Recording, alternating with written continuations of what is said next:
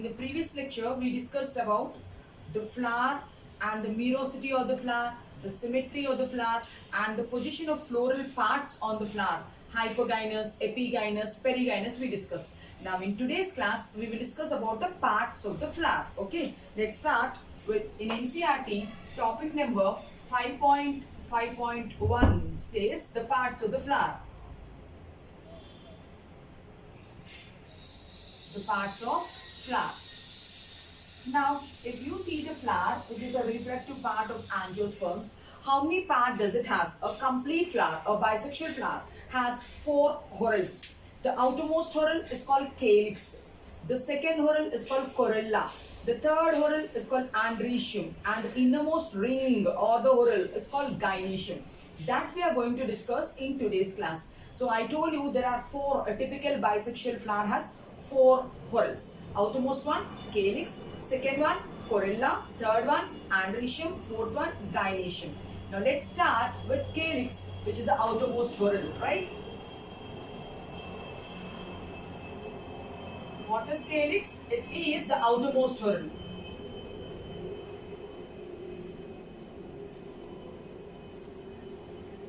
Of the flower. Calyx is the outermost whorl of the flower, and in that ring, each individual member is named as sepal. So the individual members of calyx are called as sepals. Let's write on that also.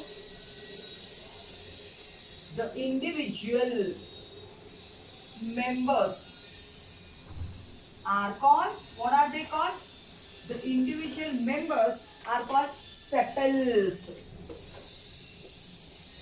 They are called sepals. Now, what is the function of the calyx? Calyx is green, it is small, and if you see the bud, what we see literally outside is calyx only. That means calyx or the sepals are protecting the flower in the young stage, in the bud stage. So, what is the function? Let us write down. So, the function of calyx is, it is green and they are small structures, the green and small structures which are protecting the flower in the bud stage, which protect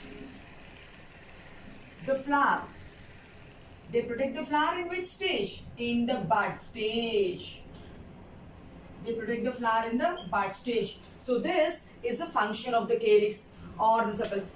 Now coming to, like for example, in a ring, in the outermost ring, 3, 4 or 5 calyx are there.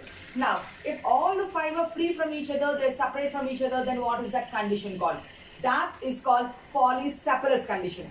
3, 4, 5 sepals are there and all the 5 are fused together. Then what is that condition called? It is called gamosepalous condition. Sometimes there will be some flowers where sepals are absent. What is that condition called? Asepalous condition. So now I talked about 3 conditions. Let us write on. The first condition where sepals are there and the sepals are free. The second condition is sepals are fused. And the third condition, sepals are only not there. No sepals. Now what do you call them? What do you call them? If the sepals are there and if they are free, then that is called polysepalous condition. What is it called? Polysepalous condition. Example for polysepalous condition is anything plant, annona we can give. And gamosepalous condition where the sepals are fused to make a cup-shaped structure. In Datura plant, we can see that they are fused to make a cup-shaped structure. So for sepals which are fused, we are telling it is gamosepalous. It is gamosepalous. And the example, what is the example for gamosepalous condition? It is, I told, Datura. And there is one plant where sepals are absent. When the sepals are absent, what is that condition called? Asepalous condition. And the example is called asepalous condition. And the example what we can go is xanthium. So the example for this condition is called xanthium. Understood? And after fertilization, what happens to the floral appendages like calyx, corolla and all? They will wither off, they will fall off. That means calyx will fall off after fertilization, isn't it? So the calyx will fall off. They will fall off when? If they fall off usually after fertilization, after the task is completed.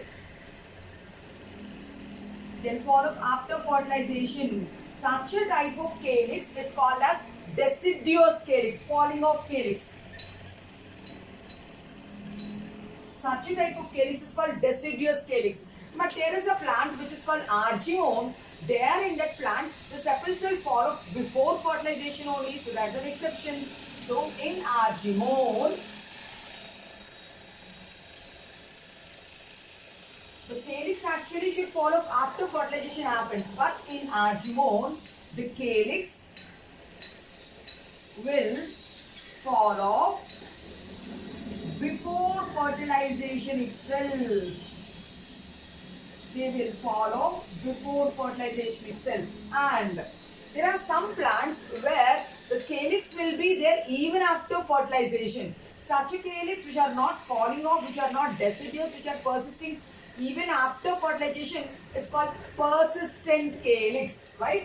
If the calyx persists, it remains. Persist means remains. If the calyx persists even after fertilization, if it is staying back even after fertilization, children, what is that condition called? Persistent calyx. What is that called? It is called persistent calyx. Now, again in this persistent calyx, we have two types. Okay, the calyx is there. It is persistent calyx. So, is it growing along with the fruit? What is that condition? It is there like that. It is not growing. It is a vestigial structure. What is that condition called? It is there like a vestigial structure which is not growing with the fruit. Then that's called acrescent condition. Acrescent calyx. If it is there growing with the fruit, that's called marcescent condition. Means, again in this persistent calyx, we can tell there are two conditions. One is called marcescent calyx. The other one, acrescent calyx. What did I tell in marcescent calyx? In marcescent calyx, the calyx will grow along with the fruit. So, the calyx grows along with the fruit. It grows along with the fruit. Whereas in acrescent, I told the calyx will not grow, right? Calyx is persistent, but it will not grow. So, calyx doesn't grow. Now, example for acrescent condition is physalis. Example for marcescent condition is either you take a chili or when you take a brinjal. We hold the brinjal with this structure. What is this? This is nothing but the calyx. As the fruit grows, this also grows. Even in chili also, in capsicum also. So we can write brinjal, chili, okay, capsicum are the examples where the calyx grows along with the fruit. Physalis is an example where calyx will be there but it will not grow. Okay, so I think this information is sufficient about calyx. Calyx, it represents the outermost whorl of the flower. That's what we wrote. The individual member of calyx is called as sepal. Function of calyx, it is green, it is small and it produces the flower in the bud stage. If the calyx are free, then that's called polysepalous. If they are fused, gamosepalous. No calyx at all, asepalous condition. Usually calyx and corolla will fall off after fertilization gets completed. Then what is such a type of calyx called? Deciduous calyx. But if the calyx persists even after fertilization, then that is called persistent calyx. It is there and it keeps on growing. Marcescent, brinjal and chili are the examples. It is there but it doesn't grow. Acrescent, physalis is an example. In some plants like argemone, the calyx will fall off before fertilization itself. So this is the information about the first whorl called calyx. Now let's get into the second one. What is that called? Corolla. We discuss about the second whorl which is called corolla.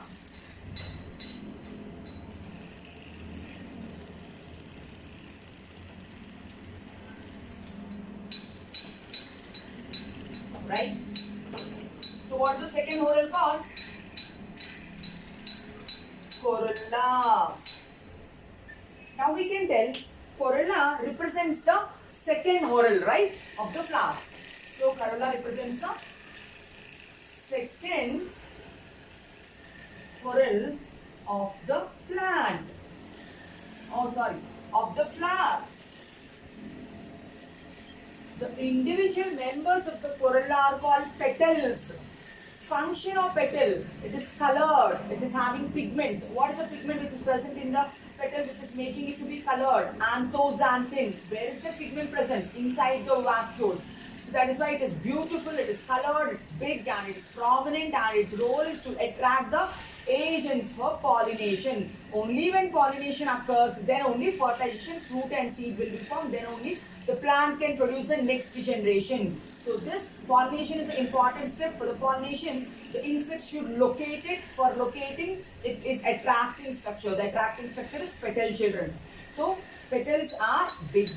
They are brightly colored to attract the agents for pollination. So the individual member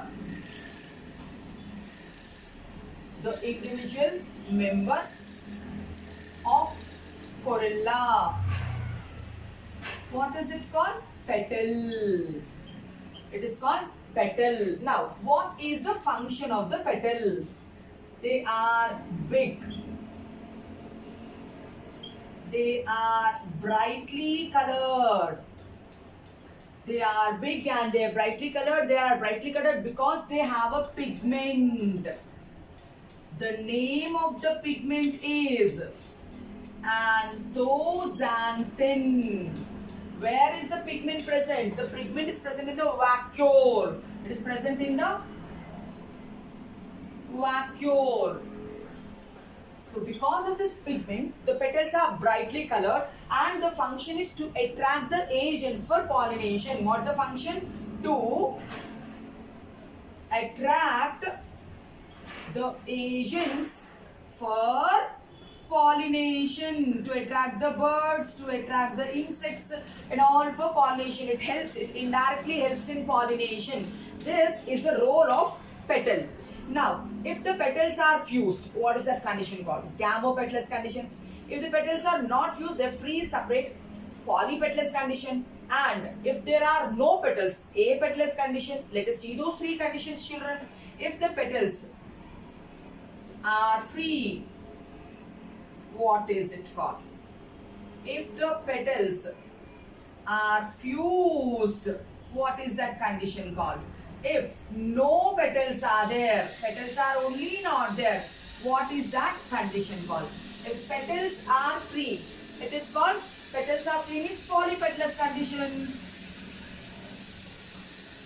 If the petals are fused means gamopetalous condition. No petal means apetalous condition. Now we need to give the examples also. Rose, all of us have seen, right? So each petal is separate. So for polypetalous, can I take rose as an example? Rosa indica. For gamopetalous, if you have seen datura, in datura the petals are fused. So we can take datura as an example.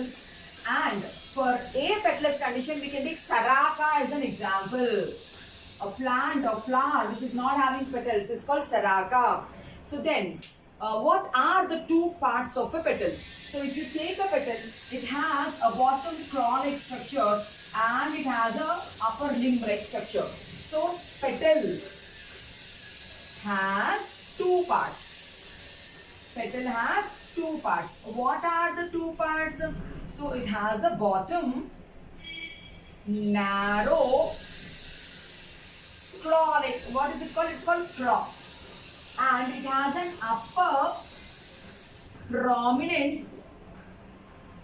It has an upper prominent portion. What is it called? It is called limb. So children, this is the claw and this is the limb. Here is the claw and here is the limb. So these are the two portions of the petals. Now, petals, they are in different shapes. They are in different shapes. Let us see. Some petals, they make the shape for the flower like a bell. Some will make like a wheel. Some will make like a tube. Some will make like a lip-like structure. Some will make tongue-like structure. Some will make cross-like structure. So means there are different shapes of the petals. Let us see the shapes of the petal, right? Let's go with the shapes of the petal. Because of the different shapes only, we can see huge variations, and we love seeing the flowers, enjoying the pleasure, right? Looking at the flowers. Now, what are the shapes if we see? So, one shape, we can write it as cruciferous. Okay, so cruciferous shape means it is cross shaped. Cross shaped, we can see it in family Brassica. We can see it in Brassica. If we have to see the flower of Brassica, it will be. So here we have one. Here is the other one. The third one. And the fourth one. So like this, 4 will be there in the shape of a cross. So that is called cruciferous, is one shape. Then next one we can tell it is rosaceous. For rosaceous, we can give rosa as an example. Now, rose, how does it appear? I'll try to draw. Rose, right? Something like this. We have rose. So many petals will be there, and all the petals are separate from each other. So that is called rosaceous. Widely opened is rosaceous. Cross-shaped, cruciferous. Then next one is papilionaceous.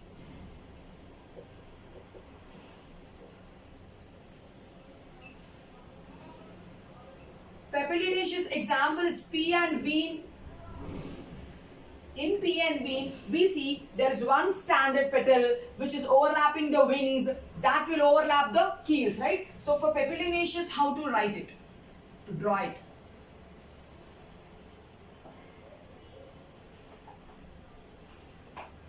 We'll draw it a little clear.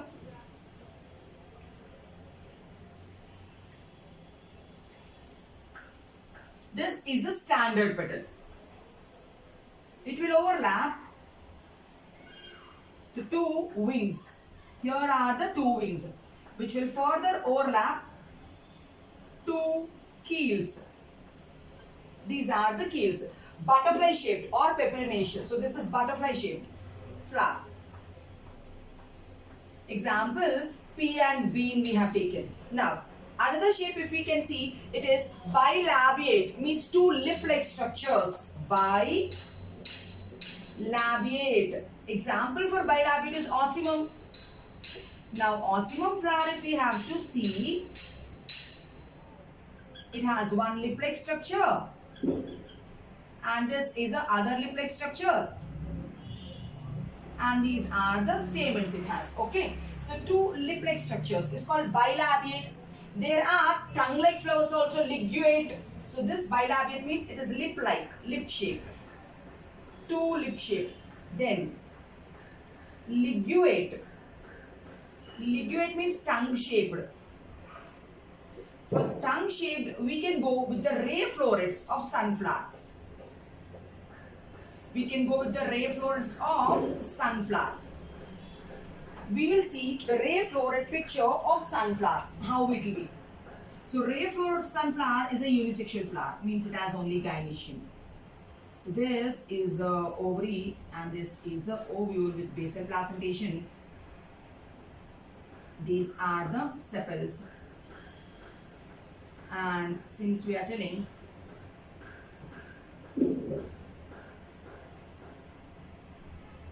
since I told it's a unisexual female flower, it has stigma, style and ovary. So is it like a tongue, open tongue? It is called ligulate. Okay, ligulate.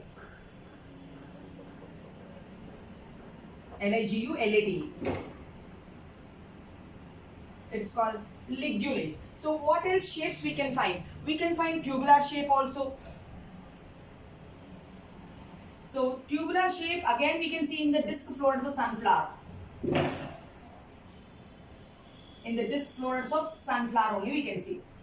Now, how will the disc means it's disc floret means it will be like a tube only. Now, if we have to see it's a bisexual flower, the disc floret is bisexual flower. Now, what is the shape of that disc shape?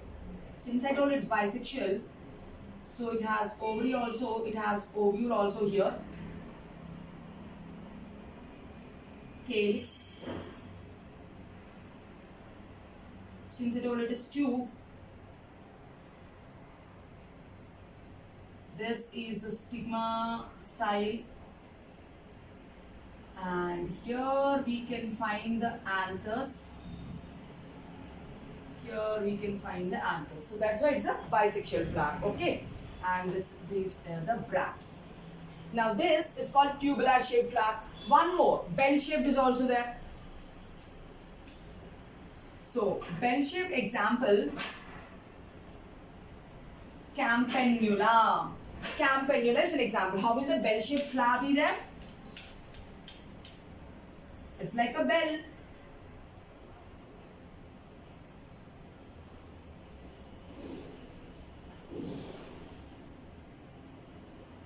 Right? So we make this also a little clear. So this is an inflorescence. It is having hanging bell-like structures. So bell-shaped flower. It is called campanulate flower. Next one, funnel-shaped flowers are also there, Corella. Datura is an example. Now if you have to see Datura flower, funnel-shaped means it has like this. Gamosepals, the sepals are fused, right? And the corolla is like a funnel having 5 petals fused. 3, so 4 and 5. So this is funnel shaped corolla. Wheel shaped corolla is also there. I write down here. Wheel shaped corolla, vinca is an example. For wheel shaped vinca, so let me draw it here. So vinca flower will be 1, 2, 3, 4 and 5.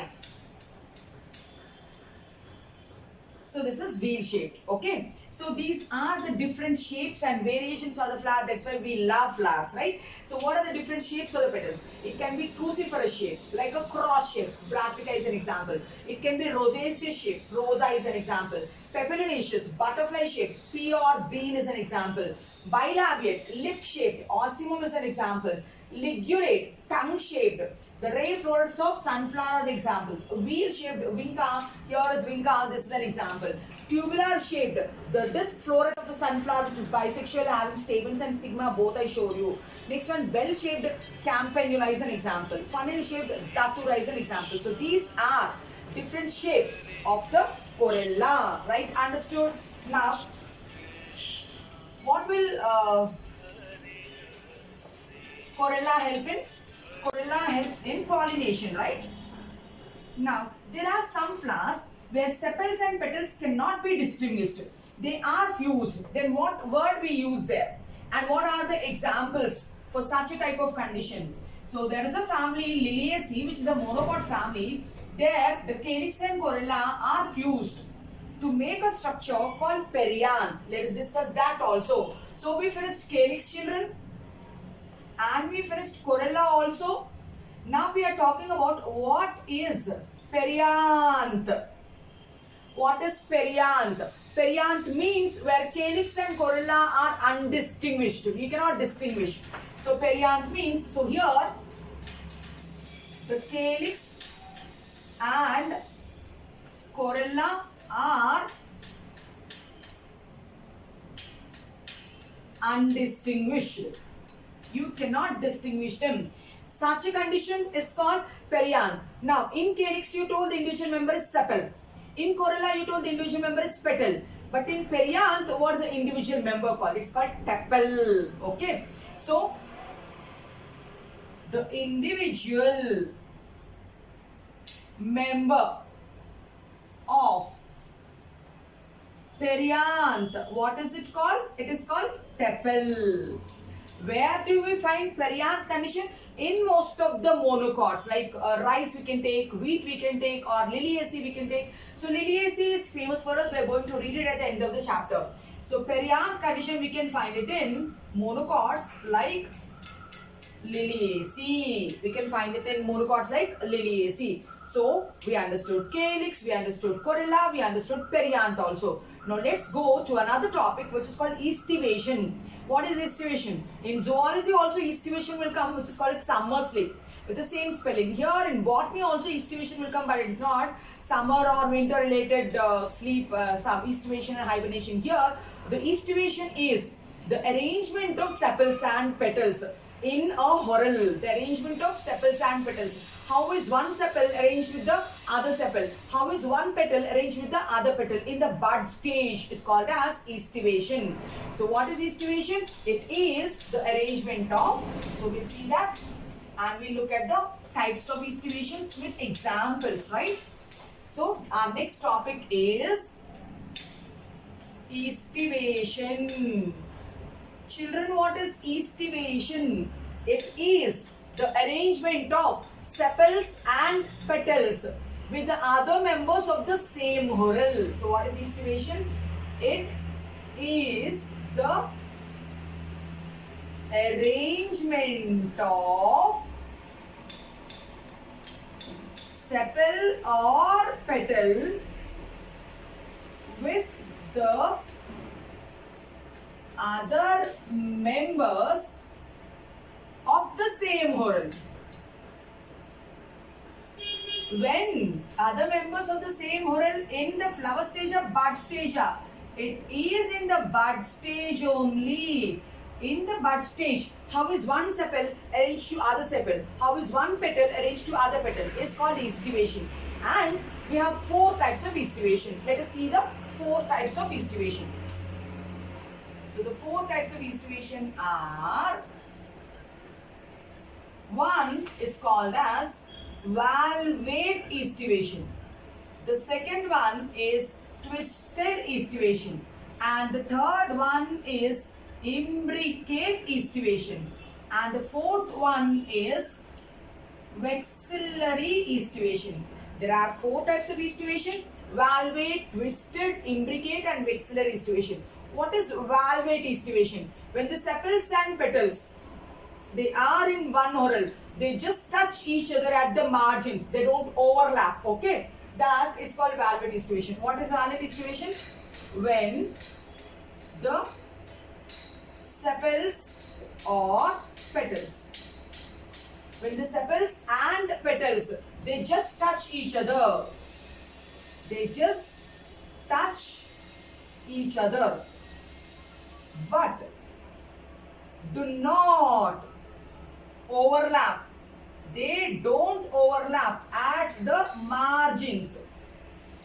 They don't overlap at the margins. That estivation is called valvate estivation. We'll draw the picture to understand it better, right? So we'll see the picture, then we'll go to the examples.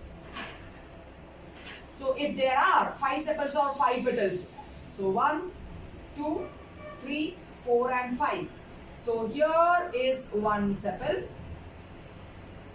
second sepal, third sepal, fourth one, fifth one. They are just touching each other, but they are not overlapping. They're perfect. What is that called? Valvate estivation. What are the examples of valvate estivation? The sepals of hibiscus and the petals of calotropis. The sepals of hibiscus, or we can go with the petals of calotropis, are the examples of valvate estivation. Then what is twisted estivation? In twisted estivation, we tell when one sepal's margin overlaps the next one, it is twisted.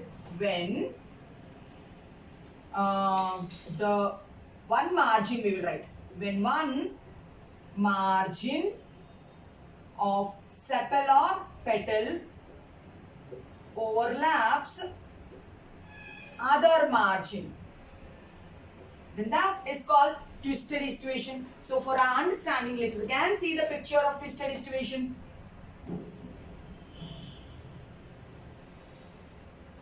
So in twisted estivation, again we need to talk about 5, 1 in, 1 out, 1 in, 1 out. So this is in, this side in, this side out. And again, I need to go this side in and this side out. Again, I need to go this side in and this side out. Again, I need to go this side in and this side out. Again, here we'll go with one in and one out. So this is in, this is out. This is in, this is out. This is in, this is out. In and out. In and out. One margin in, one margin out. It's a perfect twisted estuation. So what is this estuation called? It is twisted estuation. What are the examples of twisted estuation? There are three examples. One is China rose, hibiscus. The other one is cotton also. The third one is lady's finger. These are the three examples what they have mentioned in NCERT. So the three examples for twisted estuation where one margin is overlapping the other margin is examples are China rose, cotton and lady's finger. Now let's come to imbricate estuation. What is imbricate estuation? When the margins of the sepals and petals overlap one another but not in any particular direction. So what is imbricate estuation? When the margins of sepals or petals they overlap one another. Here also they are overlapping one another, one in, one out. But here they overlap one another without any particular direction, but not in any particular direction. Not in any particular direction. That is called imbricate estuation. So for imbricate estuation, if you have to see the picture, let us see. So we will take one completely inside. We'll take one completely inside. Here I took completely in, right? So then next one is out and in. So this one will go with out and in. The third one I'll go completely out. This is completely out. And the next one will be in and out. So it will be in and out. And the fifth one also will be in and out. The fifth one also will be, this is in and this is out. So this is completely in, this is completely out, this is out, this is in, this is in, this is out, this is in, this is out. Such an estuation is called imbricate estuation. So they are not fusing in a particular manner. Examples for imbricate estuation are, one is cassia, other one is bullmohar. So this estuation is imbricate estuation. Last one is vexillate estuation, which is also called papilionaceous estuation, right? So vexillate is also called papilionaceous estuation. Now in papilionaceous estuation, 5 petals will be there. One petal is a big petal which is called as standard petal. Here we go. This is the standard petal which is posterior. What is this called? It is called standard petal. It has another name called vexillum. This will overlap 2 wings. These are the 2 wings which I am drawing. The standard petal is overlapping the 2 wings. These are called wings. Wings have another name, it's called alae. Standard petal has a name called vexillum. So wings has another name called alae. The wings, children, they will further overlap the keels. You can see here. The wings are further overlapped by keels.